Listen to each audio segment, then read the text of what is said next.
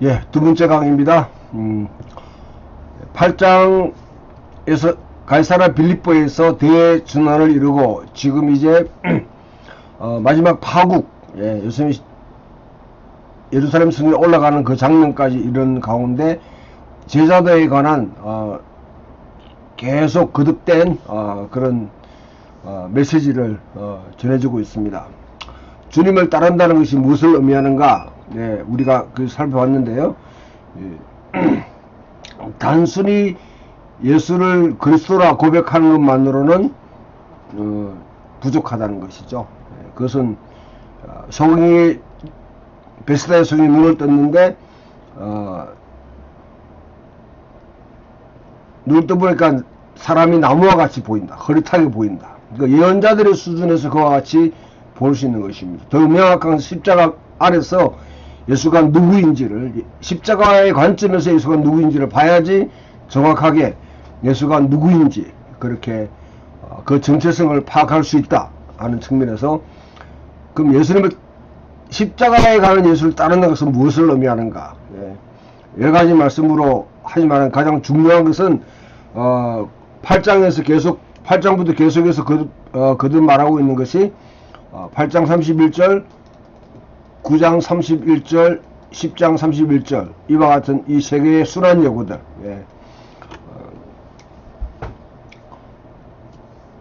인자가 예루살렘에 올라가서 서기관과 바리새인과 대제사장들 장로들이 고난을 당하고 죽임을 당하고 그리고 다시 살아나야 하리라. 십자가를 초점으로 십자가를 경험하지 않는 제자도, 십자가의 관점을 보지 않는 예수는 베스다의 장님이 한 번의 치유로 그냥 눈을 떴는데 사람이 나무와 같이 보이는, 흐릿하게 보이는 그 수준이라는 것이죠. 자, 그 관점에서 우리가 어린아이와 같이 정말 주님을 받아들일 수 있는 것 없는가? 그것은 높은 것, 더 큰 것, 더 많은 것을 더 추구하는 그런, 여러분, 세상 사람들의 방식으로 예수를 따를 것인가? 내가 더 높아지려고, 더 많이 가지려고, 더 권세를 가지려고 그와 같이 예수를 따르는 것인가? 아니면 먼저 든 자가 나중 되고 높아진 자가 낮은 자가 되고 어린아이와 같은 심정으로 주님을 받아들이는 그러한 태도로 정말 주님을 따를 것인가? 그 문제에 우리에게 직접적으로 그렇게 도전을 하고 있습니다. 이제 중요한 또 하나의 시험으로 부유에 관한 그런, 부유한 젊은 가론이 주님께 찾아와서 선생님이 어떻게 해야 내가 영생을 얻으리까 했을 때에 그 영생을 다가올 세대, 그러니까 우리가 대부분 영생을 자꾸 영원한 생명 해서 지금 이 땅에 이것을 이 물질적인 세계에서 벗어나서 저 영원한 세계, 천국으로 가는 것으로 자꾸 생각하는데 그것은 플라토적인 생각입니다. 영지주의로 가는 길입니다. 여기서 영생이라는 것은 다가올 세대, 유대 사상에서 영생은 하나님께서 이 땅에 깨뚫고 오셔서 시작하시는 하나님의 나라, 새로운 세계에, 새로운 시대에 들어가는 것을 영생이라고 그렇게 합니다. 어떻게 해서 그 나라에도 내가 뭐냐면 유업을 얻을 수 있습니까? 이 젊은 가로는 지금도 부유하게 유업을 누리고 있지만은 또한 뭐냐면 다음 세대에서도 그와 같은 영광을 누리려고 하는, 확실히 보장받는 그 길이 무엇입니까? 하고 묻는 것이죠. 그는 토라를 준수한다고 그렇게 주장합니다. 토라의 핵심은 하나님을 사랑하고 이웃을 사랑하는 것이다. 그런데 문제는 예수님은 더 많은 것을 원하신다는 것이죠. 네 모든 것을 팔아서 가난한 자에게 주고 나를 따르라. 토라의 일반적인 여러분 그런 규정들 하나하나 세부적인 상황들만 문자적으로 읽게 되면 이 부자는 어쩌면 잘 지켰을지 모릅니다. 도둑질하지 않고 거짓말하지 않고 탐욕을 부리지 않고 부를 축적했습니다. 만일 여러분 그 시대의 상황이 사회적인 구조 자체가 악을 만들어내는 죄를 짓게 만드는 그런 생산하는 그런 구조가 아니라고 그러면 어쩌면 젊은 관원의 말이 맞을지 모릅니다. 그래 앞에서도 말했지만은 당시 유대의 가장 기본적인 문제는 과다한 세금으로 빚을 내되고 빚을 갚지 못하면 자기가 노예로 팔리든지 아니면 땅을 내놔야 되고 땅을 내놓게 되면 소작농으로 전환되고 소작농이 결국은 일일 노동자 되고 또 광야의 도둑대가 되는 이런 사회적 구조 속에 이 사람은 부자입니다. 부자라는 것은 땅을 많이 가졌다는 것이죠. 땅. 예. 주님은 네가 가진 땅이 도대체 누구 것이냐, 진짜 이웃을 사랑한다고 그러면 누구 것이냐, 그것을 질문한 것이죠. 그것을 가난한 자에게 주고 나를 따라야 된다. 예수님을 따른다. 제사도는 토라가 정해놓은 범위조차도 훨씬 뛰어넘는 것이다. 이렇게 규정할 수 있는데요. 우리의 누가복음과 함께 비교해보게 되면 이 질문이 이어지는 것이 바로 선한 사마리아인의 비유와 연결되게 되었습니다. 선한 사마리아인의 비유, 거기도 젊은 관원이 와서 내가 영생을 얻으려면 어떻게, 토라에 뭐라 적혀? 내가 토라를 다 씻겼습니다. 그래? 그러면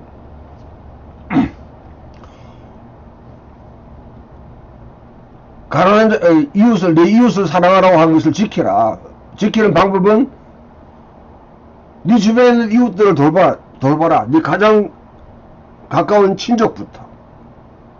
그 다음 범위를 넓혀서 네 같은 마을에 사는 사람, 함께 인적인 네트워크를 가지고 있는 그 사람들에게 내가 무엇을 해야 되냐. 그런데 이 사람은 재물이 많아서 문제입니다. 결국 질문이, 그것을 피하는 방법이 내 이웃이 누구입니까? 1세기 당시에 여러분 이웃에 대한 정의는 각기 달랐거든요. 어쩌면 여러분 철저한 바리새인들은 내 이웃은 율법을 토라를 지키는 자들만 이웃이 됩니다. 죄인들과 세리와 같이, 또 여러분 그 사이에 주변부에 이렇게 몰려있는 사람들, 이런 사람들은 죄인이기 때문에 자기 이웃이 될 수 없습니다. 이방인도 이웃이 될 수 없는 것이죠. 예수님은 그것을 뛰어넘어서 하나의, 여러분 당시 유대인들에게는 굉장히 수치스러운 하나의 본보기를 보여주는데, 사마리아인을 하나의 본보기로 보여주면서 누가 진정한 강도받는 자의 이웃이냐, 강도받는 자의 이웃이냐. 그러고 난 뒤에 너도 그와 같이 행하라. 달리 말하면 여러분 유대인들에게 사마리아인의 본보기를 주고 사마리아인 따라해라. 우리 사회에서 여러분 뭐 일본 사람에 대한 감정이 안 좋고 중국 사람, 뭐 또 북한, 뭐 이렇게 뭐 하여튼 사회적으로 이와 같이 좀 싫어하는 그런 대상들을 본보기로 두고 그 사람 따라해라 하면 누가 좋아하겠어요? 누가는 이 예수님의 대화를 좀 비유를 섞어서 그렇게 표현합니다. 자, 여기에 대해서는 세리들과의 어떤 그런 관계 속에서 누가복음을 보면 삭개오의 이야기가 사실 절정에 이르게 되는데요. 삭개오는 진정한 해결을 해서 그와 같이 회개가 무엇인지, 하나님 다가올 세대의 유업을 받는 무엇인지를 그대로 자기 삶을 통해 보여줬습니다. 그렇기 때문에 예수님은 삭개오가 오늘날 이 집에 구원이 임하였느니라, 아브라함의 자손이다, 그렇게 명확하게 말씀했습니다. 바로 부유한 젊은 가늠도 삭개오와 같은 길을 걸어야 되는 것이죠. 그 길이 바로 여러분 AD 70년에 유대가 멸망당하는 길을 막을 수 있는, 그리고 세상 사람들은 계속 축적해서 쌓아 올리고 높이 올라가고 많이 가지고 권력을 가지고 추구한다고 그러면 예수님은 그 길은 아니라는 것이죠. 그 길은. 그것을 벗어나야 돼. 그게 바로 해결하는 것입니다. 그런데 이 부유한 젊은 가론은 그것을 따랐는지 따르지 않았는지 정말 힘들죠. 그래서 예수님은 죄물 있는 자가 하나님 나라 들어가기가 심히 어렵다. 그만큼 많은 부류가 지금 현재 하나님 나라를 예수님이 가져왔고 깨뚫고 오셔 지금 펼쳐지고 있는 그 하나님 나라에 그런 들어가지 못하고 그냥 보기만 보는 것이죠. 현재의 하나님 나라를 경험하지 못한 자가 다음 다가올 세대 죽음 이후에 이루어질 새 땅에 이루어질 그 하나님 나라에 들어간다 하는 것은 성경상으로 성립이 되지 않습니다.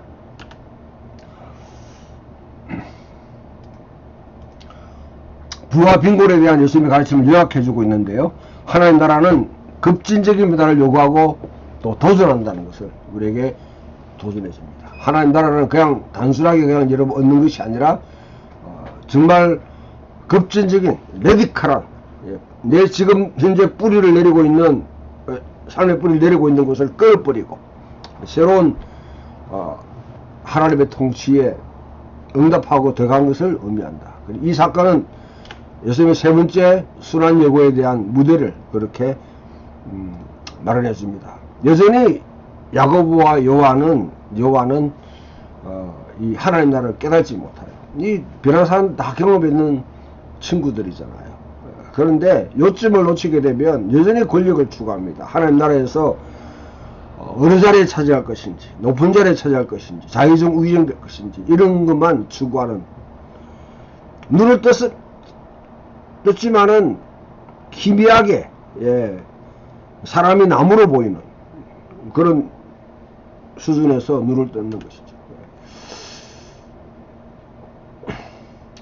마가는 예수님이 저기 하실 때 예수님의 오른편과 왼편에 있다는 것이 무엇을 의미하는지 알고 있습니다.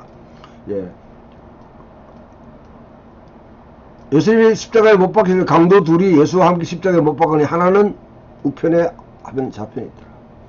세례야는 오른편과 그 다음에 왼편에 있기를 원했는데 자의적 우의적 되기를, 진정한 자의적 우의적 되는 건 뭐냐? 십자가에 같이 달린 강도가 그대로 보여주고 십자가를 지고 함께 따라가고 함께 십자가에 죽는 것입니다. 하나님 나라의 권능 자체를 총체적으로 죄에 정의한 것이 표현되고요. 그것은 예수님의 구속적인 죽음으로 그것이 구현된다는 것이죠. 그래서 10장 45절에 인자가 온 것은 섬김을 받으라 함이 아니요 도리어 섬기를 하고 자기 자신을 많은 사람이 대속물로 주려 합니다 하는 이 말씀이 그냥 여러분 성경에 있는 외우기 쉬운 그 말씀이 자기 삶의 기본적인 가치로 여기질 때 우리는 하나님 나라를 이 땅에 누리고 하나님 나라를 살아가고 하나님 나라를 이루어갈 수 있는 그런 삶을 사는 거예요. 그렇기 때문에 예수님은 이 야고보와 요한에게 너희가 내가 받을 세례를 받을 수 있느냐, 다시 한 번 더 세례를 우리에게 상기시켜주고 있어요. 세례는 예수 그리스도 소명 받는 것이고, 소명보다 다윗의 왕으로서, 다윗과 같은 왕으로서 신분을 가졌지만은 고난받는 종으로서 그 사명을 이루어가는, 거기에 대한 하나의 소명을 받는 자리입니다. 소명을 받는 자리. 변화산에서도 똑같이 그 세례 때 받았던 음성을 다시 기억하면서 이런 내 사랑 아들이야 너희는 그의 말을 들어라 그렇게 했고요. 여기서도 이 10장 35절 40을 이어가네 보면 예수님께서 진짜 하나님 나라에서 오른편과 왼편을 안고 자면 너희가 내가 받을 세례를 받을 수 있느냐, 뭐 그렇게 내가 마시는 잔을 마시고 내가 받는 세례를 받을 수 있느냐, 그게 준비됐는지 질문하고 있는 거예요. 이방인 집권자들은 임의로 자기 마음대로 주장하고 고관들은 건설을 부립니다. 누구든지 어떤이 되려고 합니다. 이 세상에 살아온 이 사닥다리에 이 피라미드의 상층부를 점령한 것이 고지전이죠. 고지전을 점령한 것이 바로 그것이 성공한 삶이죠. 예. 하나님 나라는 이 고지전을 여러분 점령하는 여기에서 힘과 권력과 부와 것을 가지고 나서 이루는 것이 아니라 이 방법은 세상이 만드는 방법, 세상의 길입니다. 세상의 길. 예. 이 하층부를 거꾸로 뒤집어 버린 거죠. 예. 이걸 갉아먹어 버린 거죠. 그 방식은 가치입니다. 가치.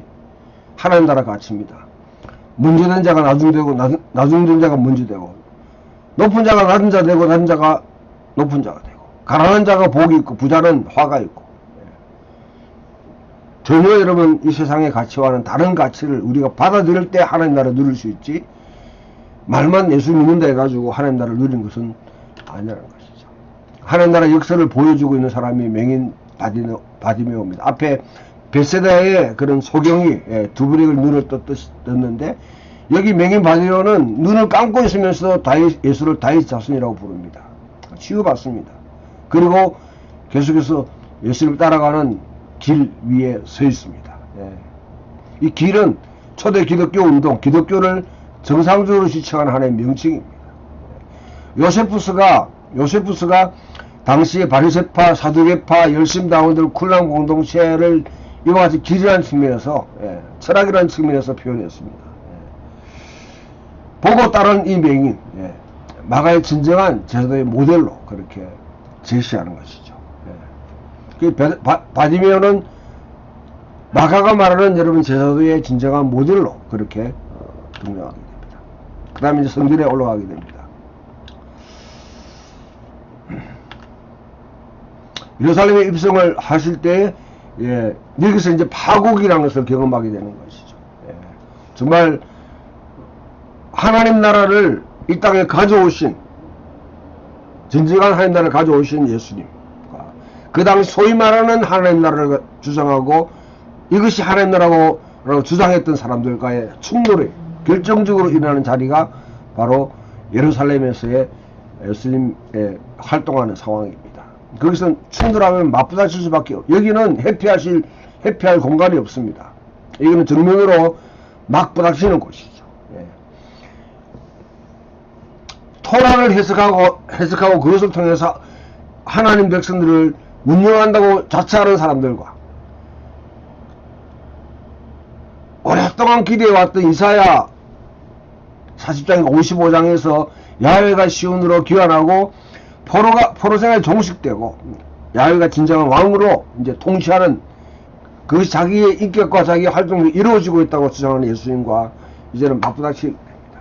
그래서 예수님은 예루살렘으로 입성하게 됩니다. 그 스가랴 9장 9절을 인용해서 증발된 나귀 위에 타고 일종의 왕처럼 그렇게 입성하는 장면은 200년 전에 마카비가 승리하고 난 뒤에 예루살렘으로 입성하던 그 장면을 생생하게 사람들이 기억하게 만듭니다. 그리고 선전적을 돌아본 다음 다시 이제 베다니로 돌아갑니다. 그 다음에 가장 극적인 마가의 샌드위치 기법이 등장하게 되는데요.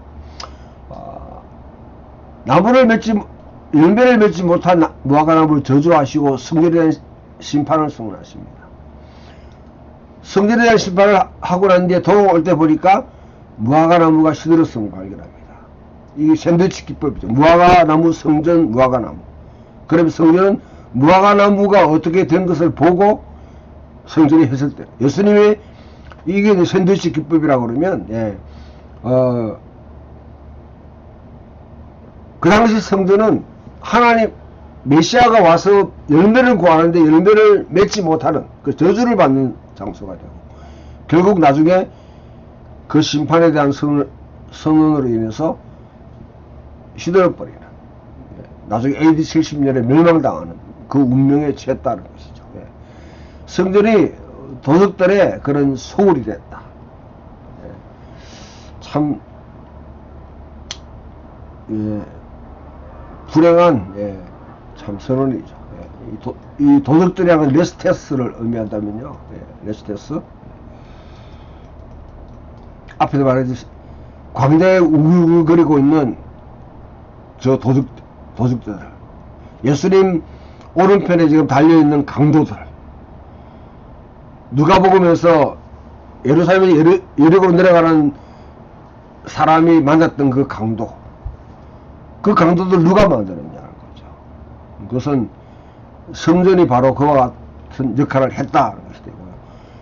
달리 말하면 성전을 운영하고 있는 당시 대제사장들과 엘리트들, 너희들이 바로 도둑들이다.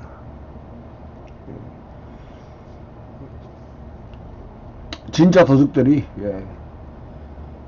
감옥에 이제 수감되어 있는 분들 이렇게 집회를 가서 그들과 면담해 보면 아주 아이러니 되는 이야기를 많이 들었습니다.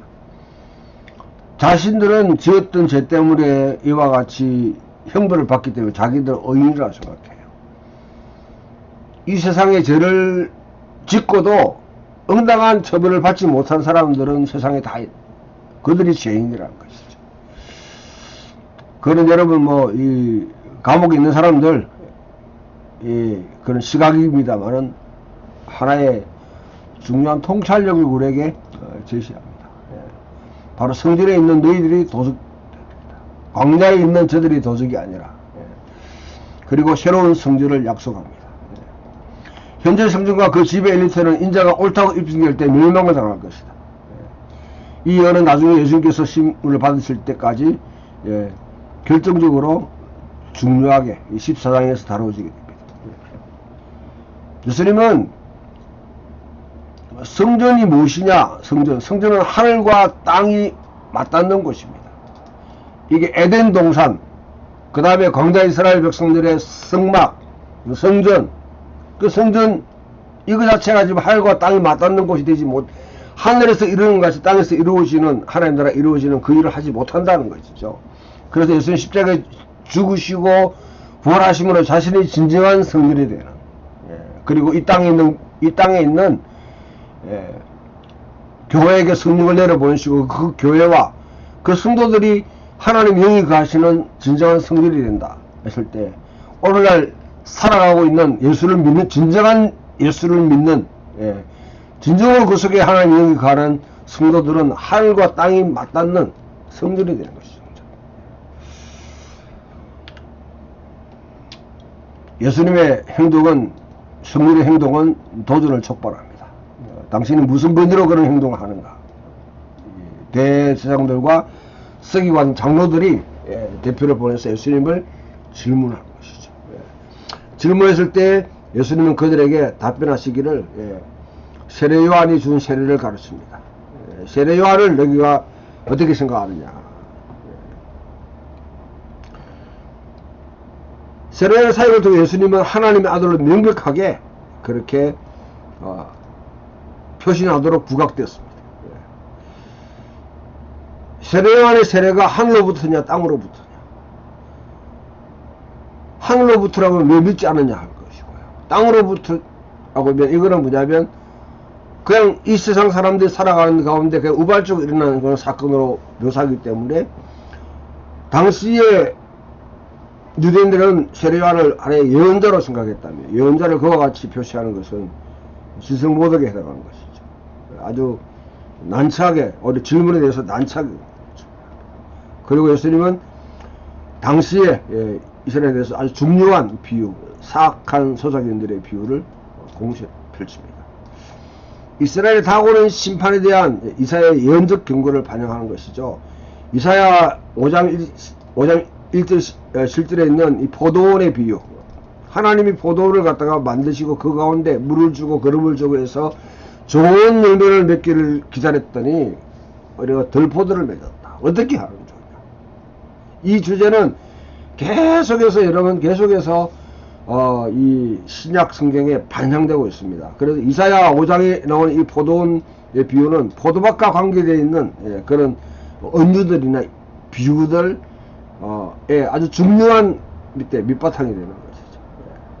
근데 예수님은 시편 118편 21, 23절을 인용하면서 건축자들에게 버림받은 돌이 모퉁이의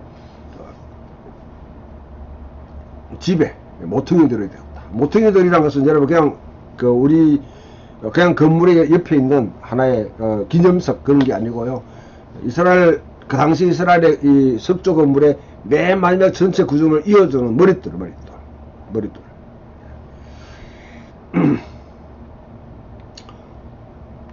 사악한 소작인들은 하나님께서 우를 만들고 포도를 만들어서 그 가운데 여러분 다 경계를 만들어 놓고 포도를 심고 그 포도를 이 땅에 있는 소작인들에게 이스라엘 지도자에게 줬다는 것이. 그들은 하나님에게 소작이 됩니다. 3년이 지나고 그 다음에 시간이 지나서 열매를 이제 그 소작을 받으러 갔는데 보낸 자들을 죽였다. 그 예언자들을 죽였다. 마지막 내 아들을 보내면 설마 저들이 존중하지 않겠느냐 하고 보냈는데 그 아들마저도 아들은 더 참혹하게 죽여서 그냥 밖으로 그냥 던져버렸습니다. 예수님께서 예루살렘 성 밖에서 죽임을 당한 것을 상징하는 것이죠. 바로 그것을 하면서 건축자들이 버림받은 돌이 집에 모퉁이 되었다. 머릿돌이 되었다. 이 돌이란 것은 아벤이고요. 아벤. 아랍어로 아들은 벤입니다. 아벤과 벤, 이걸 워더플레이, 언어 유희를 하는데요. 에벤과 벤.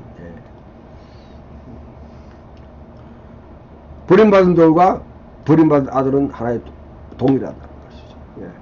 그 다음에 또 가이사에게 공부를 바치는 것에 대한 질문을 받고 이어 추가 교환을 하게 됩니다. 가이사에게 세금을 바치는 것이 옳습니까? 그럽니까? 그 다음에 한 사람 사두개인들이 와서 또 끼어들어서 한 사람이 있는데 7 아내가 있었는데 다 죽었다. 나중에 부활하게 되면 누구의 남편이 되겠느냐. 이와 같이 부활에 대한 실상에 대해서 어리석은 질문을 하고 있는 것이죠. 그 여성이 성경도 모르고 전성도 모르고 아무것도 모르는데 하나님도 모른다. 자, 가해사에게 공부를 바치는 것이 옳은가? 대개 이걸 보고 여러분 가해사의 것은 가해사에게, 하나님의 것은 하나님에게 해서 종교 분리적인 원칙으로 자꾸 해석해 나가는데요. 이것도 여러분 전체적인 역사적 맥락을 모르게 되면 그와 같이 보게 됩니다.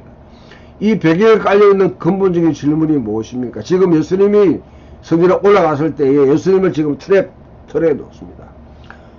가해사에게 공부를 바치지 말라 하게 되면 이거는 열신당원과 동일한 입장에서 있기 때문에 언제든지 체포의 대상이 반역을 저지르십니다. 당시 로마인들은 이런 문제에 가장 민감하게 반응합니다. 로마 체제를 붕괴시키고 로마의 통치에 대해서 거역하는, 부인하는 자들은 엄중하게 그와 같이 조치를 취하옵니다. 가해사에게 세금을 바치라 하게 되면 이거는 완전히 그냥 사두개파나 아니면 그 당시에 예루살렘 지도부 동일한 사람으로, 로마에 부역하는 사람으로 그냥 그와 같이 취급받게 됩니다. 그때 가해사에게서는 가해사에게, 하나님에게서 하나님에게 하는 것은 마카비 시절에 마카비가 혁명을 일으킬 때 엔테코세 비판에서 사세가 인두세를 매기려고 할 때 그때 했던 하나의 어떤 선전 구호입니다. 슬로건이죠. 하나님은 내게 뭘 해줬냐? 그럼 하나님께 받은 그대로 갚아드리라. 그럼 우리는 예배와 감사를 드립니다. 저 나쁜 왕, 저 이방인 왕이 내게 뭘 해줬냐?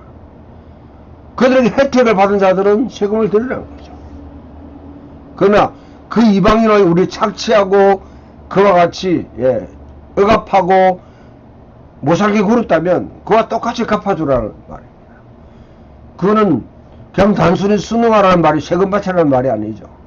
이거는 엄청난 여러분 그런 자극하는, 정치적인 자극을 주는 그런 메시지입니다. 그와 같이 이스라엘의 역사 가운데 있었던 하나의 슬로건을 들고 대답을 하십니다. 하나님 나라의 이야기와 성경의 이 반역적인 행동들은 로마에 대한 충성심과 새로운 세계의 탄생에 대한 문제를 지금 제기하고 있는 것이죠. 토라에서 가장 큰 계명은 무엇인가? 이 질문에 쉐마라고, 하나님을 한 분이시며 이스라엘은 하나님을 전심으로 사랑해야 됩니다. 그리고 레위기 19장 18절에 있는 것을 부가해서 내 이웃을 사랑하라. 바로 하나님을 사랑하고 이웃을 사랑하는 것이 바로 진정한 유대인의 표정이라는 것이죠. 그러면 마가복음은 예수님이 유대 내부로부터의 재정의를 지금 내리고 있습니다. 그래서 다윗의 아들이, 다윗의 후손이 다시 주가 된다. 이 아이러니한 것을 다시 문제를 제기하면서, 하나님이 예수가 누구인지, 메시아가 누구인지, 하나님 자신이 실제 누구인지를 재정의하고 있습니다. 하나님과 메시아를 이렇게 하나님 보좌편에 자정하시. 너는 원수를 내 발등상 삼기까지 내 오른편에 앉아있어라. 그렇게 하시는 분. 쉐마에 대해서 오직 유일한 한 분 하나님, 근데 그 한 분 하나님으로만 예배의 대상이 되는 그 유대 사회에서 예수님은 자신이 바로 다니엘 7장에 예언했던 인자와 같은 분으로 하나님 모든 권세와 임금과 능력을 부여하셔서 이 땅에 하나님 나라를 통치하게 하시고 하나님 보좌편을 자정하게 하신 분. 시편 110편과 다니엘 7장을 연결해서 그와 같이 재해석하고 있는 것이죠. 서기관들의 초라한 자기 연구가 대조하고, 그 다음에 다음 차례로 모든 것을 성전 금고에 바치는 가부와도 그런 대조를 그렇게 시켜놓고 있습니다. 자, 이게 서기관들이 어떤 사람인가 하는 것을 율법 전문가입니다. 법 전문가들이에요. 법 기술자들입니다. 법 기술자들이 오늘날 우리 한국에서 법 기술자들이 무엇을 하고 있는지를 잘 그렇게 보면 됩니다. 물론 여러분 신실한 또 변호사들, 검사들, 또 판사들도 있죠. 그렇지만은 신문에 회자되고 있는 수많은 여러분 그와 같은 이 판검사들, 법률가, 변호사들의 이야기입니다. 여기에 이 성전 금고에 여러분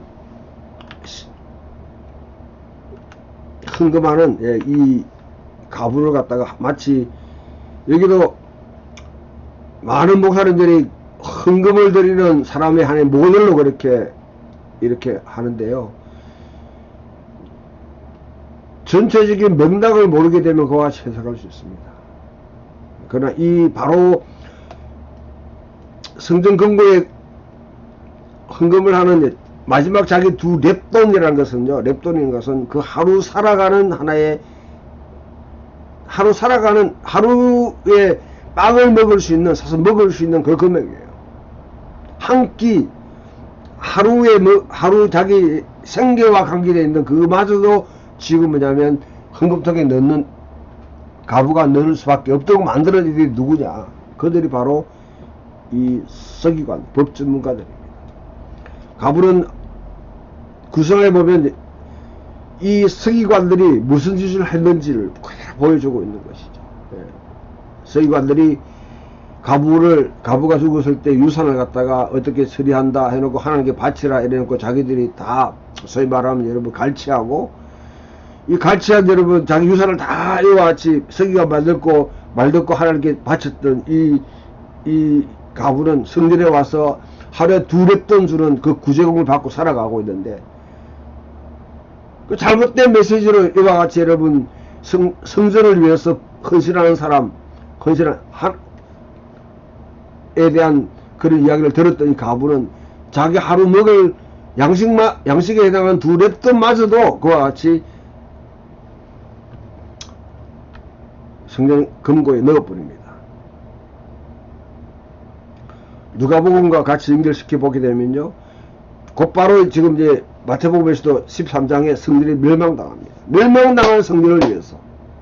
그리고 여러분 그 성전이 나중에 성전에서 드린 이 가부의 헌금이 어떻게 사용됩니까? 틱투스가 AD 70년에 예루살렘 성전을 멸망했을 때 그 기금을 다 끌어모아 성전에 있는 금고를 다 털어가지고 그거 가지고 로마로 가서 유대에 잡혀온 그 여러분 혁명에 참여했던 그 포로들과 그 다음에 그 기금을 가지고 세운 것이 바로 콜로세움입니다. 콜로세움. 나중에 그 콜로세움에서 수많은 그리스도인들이 거기서 핍박받고 맹수에게 물어뜯기고 그것이 웃음거리가 되는 그 여러분 그 성전으로 그 성전에 지금 이 가부는 어떻게 여러분 그와 같이 꼬임을 받았는지 자기 하루의 생계마저도 지금 넣어버리는 그런 일을 저지르고 있는 것이죠.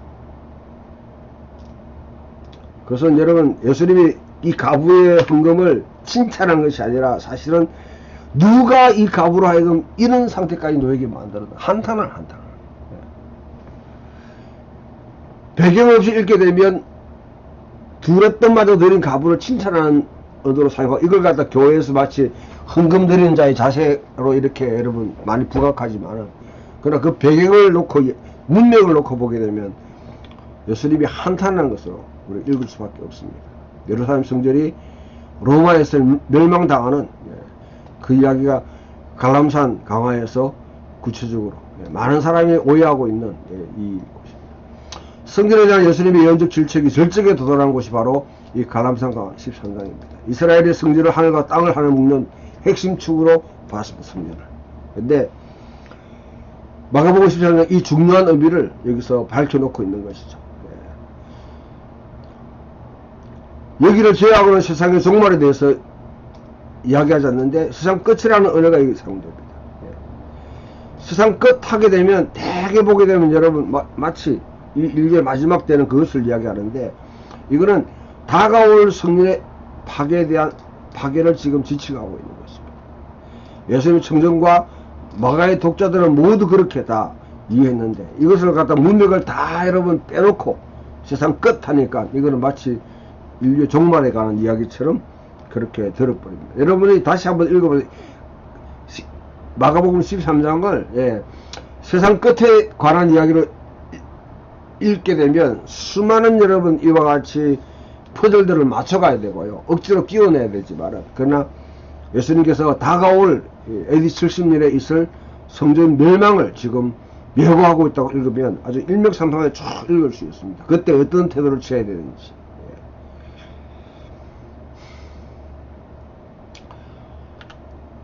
이 거대한 건물이 무너져 내릴 것이라고 온종에서 나오고 성전 멸망과 불길한 징조들이 먼저 나타날 것이다. 메시아 주청자들이 등장하고 전쟁과 기근과 지진과 박해와 가죽 구승에서 배척받고 놀랍게도 복음이 온 땅에 전파되는 이런 일들이 일어날 것이다.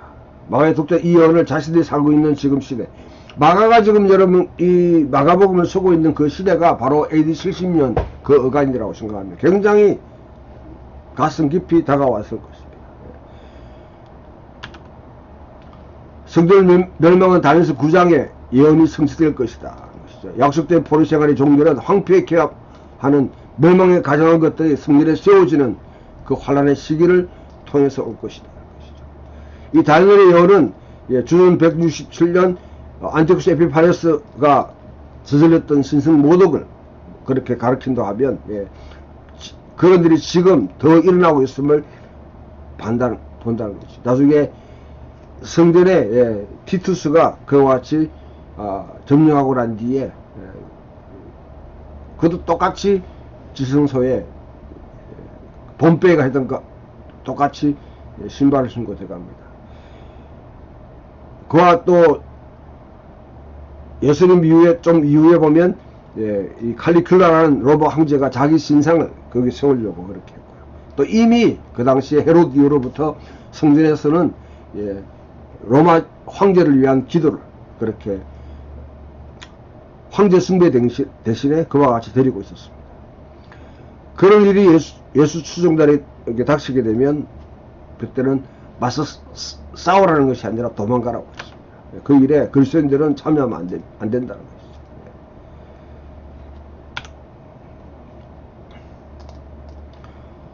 많은 사람 생각에서는 예수님이 재림에 관해서 말할 것이 아니라 다른 7장에서 인자와 같은 이게 고난받고 옳다고 입증되는 것을 지금 말하고 있습니다. 마태가 그 단락을 전혀 다르게 해석하고 있는데요. 그러나 마가와 누가에서는 아주 매우 분명하게 말하고 있습니다. 자, 이 내용은 첫 번째 13장 1절 시작되는 전체 담화, 그러니까 예수가 언제 재림하실 것이 아니라 성전이 언제 파괴될 것인가에 대한 질문으로 지배됩니다. 예수의 재림은 신약 성경 다른 걸 분명히 가르치고 있습니다. 그것을 부인하는 것 아니에요. 그러나 여기서는 그것을 다루고 있지 않다는 것이죠. 묵시적 언어들, 고성적 신학적 의미가 부여된 사회 정치적 사건에 대한 암호화된 메시지입니다. 현재 일어나고 있는 이들 사건에 성전이 관련되어 있다는 것이죠. 사회 정치적 암호로 메시지를 전하는 것은 지극히 묵시 언어에서는 당연합니다. 구름 타고 오시는 인자와 그의 천사들을 보내어 택하신 자를 모으는 것을 언급하고 있습니다. 예수님께서 승리를 쟁취하시고 하나님께로 오실 것과 제자들이 세계적 승리를 위한 고전적인 그런 모든 복음이 모든 민족에게 전파될 때, 세 번째 다시 한번 무화과나무를 성전 운명과 연결시켜 보면 이를 여름이 다가왔음을 가르치는 잎사귀와 같습니다. 이 모든 일이 일어나기 전에 이 세대가 지나가지 아니한다 하는 이 말씀처럼 마가라고의 초기 독자들은 누구도 이러한 일이 성취되지 않을 수 있다고 걱정하지 않았다. 재림의 명백한 지연 때문에 걱정하지 않았습니다. 성전은 그야말로 그들이 살고 있는 시대에 파괴되었습니다. 예수는 부활과 성천, 세계적 성경에서 참으로 옳다고 입증되었습니다. 예수님께서 십자가에 죽으시고 난 뒤에 곧바로 이제 복음이 온 세계에 막 전파되기 시작합니다. 그때는 공상적인 종말론이 아니라 신실한 참으면서 살아가는 것이죠. 그리고 마지막에 이제 여러분 파국에 예수님의 47장까지 이제 예상치 못한 그런 종교를 맞이하게 되는데 예수님 십자가에 처형된 것을 초점으로 맞추고 있습니다. 당국자들이 업무를 꾸미고 이름 없는 한 여인이 기름 부음을 합니다. 이 여인은 복음이라는 의미를 여러분 이야기할 때 가장 중요한, 그래서 예수님께서 복음이 전해지는 곳곳마다 이 여인에 대해서 이야기를 하라고 합니다. 왜? 이 여인은 우리가 이름이 누군지 구체적으로 알 수 없지만은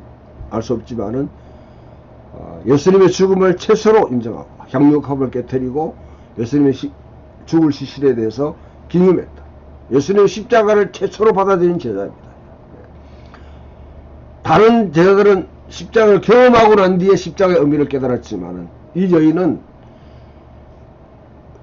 전례가 없이 십자가 일어나기 전에 예수님의 십자가 죽음을 이해했던 최초의 제자입니다. 이 여인이죠. 그렇기 때문에 그의 죽음은 이 여인의 이야기는 복음이 전해지는 곳곳마다 전파하는 이유가 바로 거기 있습니다. 유다의 대제사장들과 유다가 대제사장들과 공부하고, 그 다음에 예수님은 유월절 식사에서 이 떡과 잔에 대한 이상한 말씀을 하시고 유다가 배반할 것을 말씀하십니다. 떡과 잔에 가진 중요한 의의는 첫 번째 출애굽 과거 사건이 아니라 두 번째 일어나는 임박한 사건, 자신의 죽음을 이끌어줍니다. 게세마를 행할 때 예수님은 스가랴 13장 7절 앞에서 스가랴를 인용했는데요. 예루살렘을 입성하실 때 인자가 목자가 고초를 겪고 양이 흩어진다는 암울한 경고를 합니다. 그리고 베드로가 부인할 것을 경고하고 게세마네 동산에서 그와 같이 기도하고 체포를 당합니다. 14장 43절 52절에 마가는 세마포만 걸친 채 완전히 벗은 채로 달아나는 젊은이에 대한 이상한 메모를 해주는데, 어쩌면 이것이 저자에 대한 하나의 실마리가 아닌가, 그렇게 볼 수 있습니다. 사내들이는 급작스럽게 소집되어서 예수를 처형할 법적 구실을 찾으려고 시도했고요. 그래서 온갖 종류의 여러 가지 소문들을 다 끌어보았지만은 사형에 해당되지 않는다고 그렇게 판단할 수밖에 없었습니다. 그럼 마지막으로 가야바가 맹세하면서 예수가 메시아인지 지극히 높은 아들인지 질문을 던지는데 바로 베드로의 신앙 고백을 정확하게 반영합니다.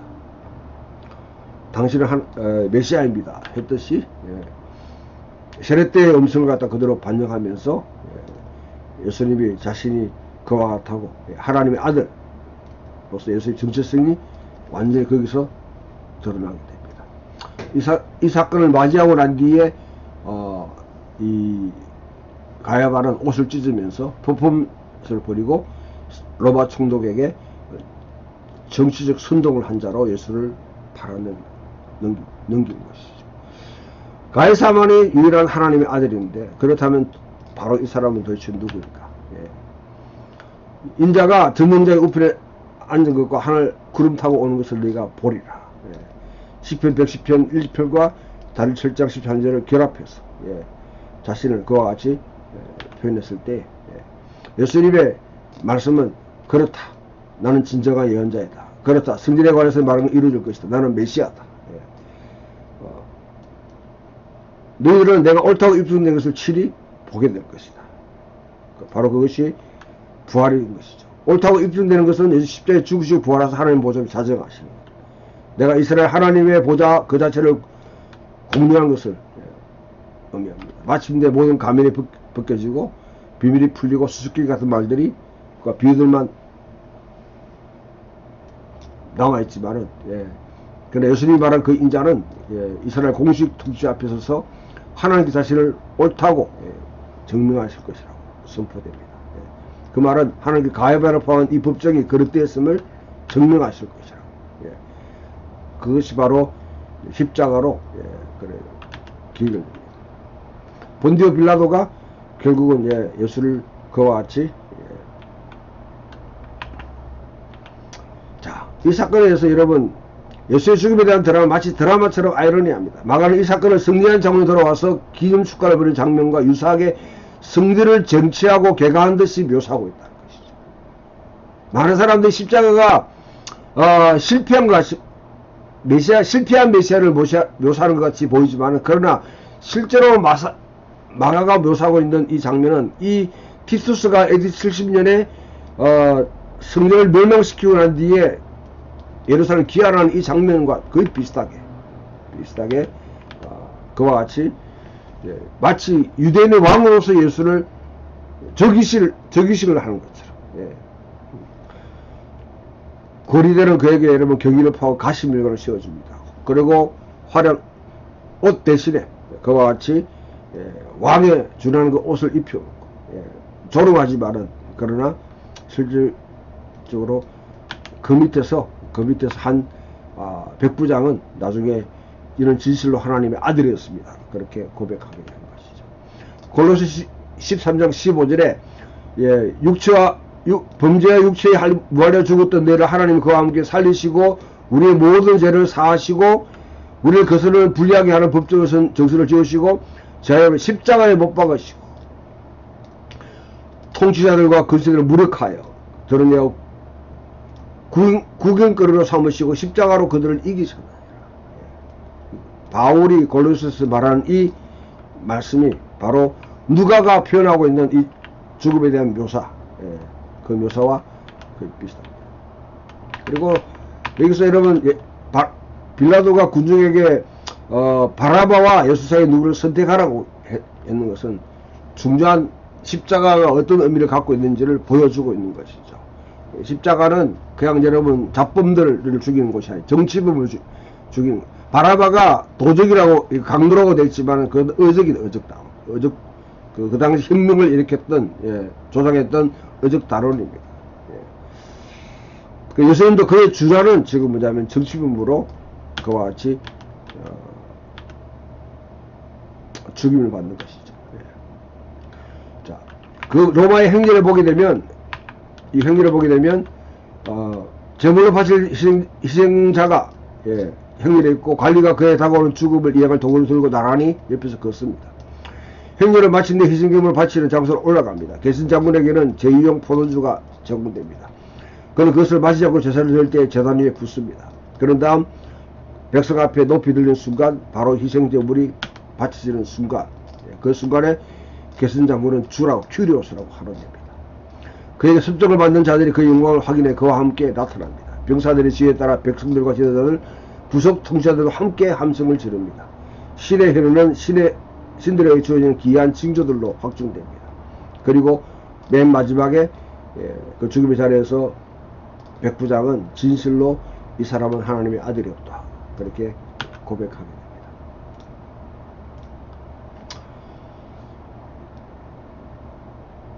역사적 사건들 자체를 마가는 표현해주고 있는데, 예수를 고민했던 자들에 의해서 아이러니하게 그것이 너희는 스스로 왕이라称하는가.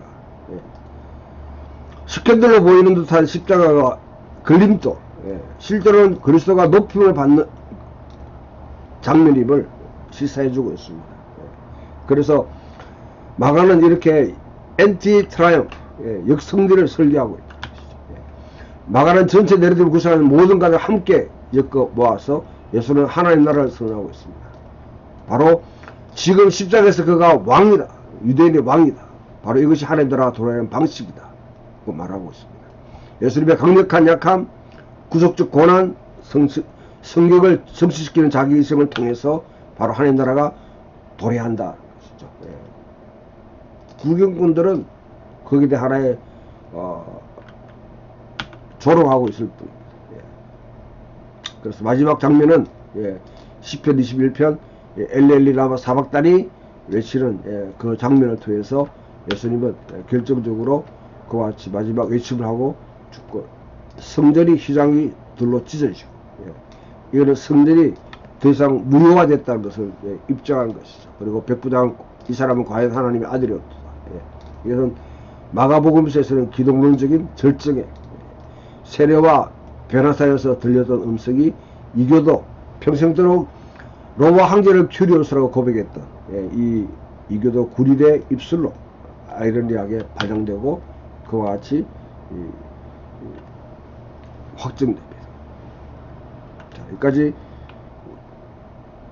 우리가 보게 되면 그대에는 부활 장면은 굉장히 짧게 그와 같이 묘사됩니다만은 이 장면은 자, 마가에게 십자가가 무엇인가 하는 점만 조금 시간 내서 설명하고 마무리하겠습니다. 마가복음에 전문적으로 연구했던 그 랄프 마틴이라는 플러신학계 교수가 십자가의 의미를 두 가지로 이야기합니다. 첫 번째는 마가에서 예수님은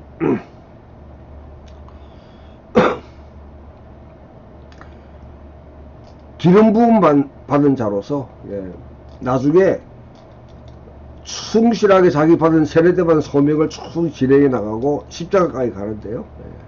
여기서 마지막 순간에 하나님마저도 나를 버렸다, 하나님마저도 나를 버렸다는 그 자의식을 느낄 정도로 충실하게 사명을 감당하는 것이 바로 십자가를 지는 것이다.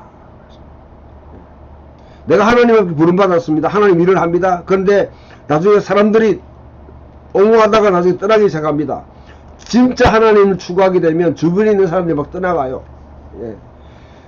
나중에 마지막에는 하나님마저도 자기의 손을 놓았다. 엘리 라마 사박단이 나의 하나님 어찌하여 버리셨나이까. 바로 그 순간까지 철저하게 자기 받은 소명을 감당하는 것이 바로 십자가를 지는 것입니다. 두 번째로는 예수님은 마가복음에서 십자가를 지는 순간까지 어떤 변명도 하지 않습니다. 여러 가지 거짓 정연들, 또 다른 여러분 그 비꼬는 말들, 조롱들, 거기에 대해서 일체 응답하지 않습니다. 그러나 마지막 대제사장 네가 찬송받을 네 아들 진리에 대해서는 응답합니다.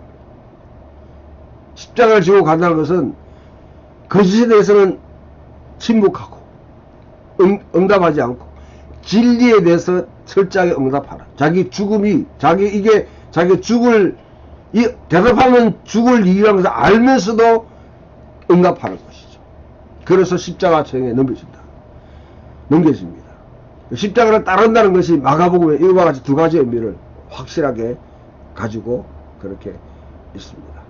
자, 이까지 하시고 그 다음에 다음 이제 주에 다음 주에 이어서 마가복음 마지막 부분과 또 마태복음으로 그렇게 넘어가도록 하겠습니다. 여러분들에게 주어져 있는 그 과제물에 관해서 그 수업 계획서에서는 중간고사까지 기간까지 마가와 마태 두 가지를 다 내도록 되어 있는데 이번에는 마가까지만 내면 됩니다. 마가에 대한 여러분들이 어떻게 이제 시놉시스를 쓸 것인가 그것을 공지에 올렸으니까 이번 강의까지 쭉 보시면서 여러분들이 파악해 나가기를 바랍니다. 예, 감사합니다. 수고하셨습니다.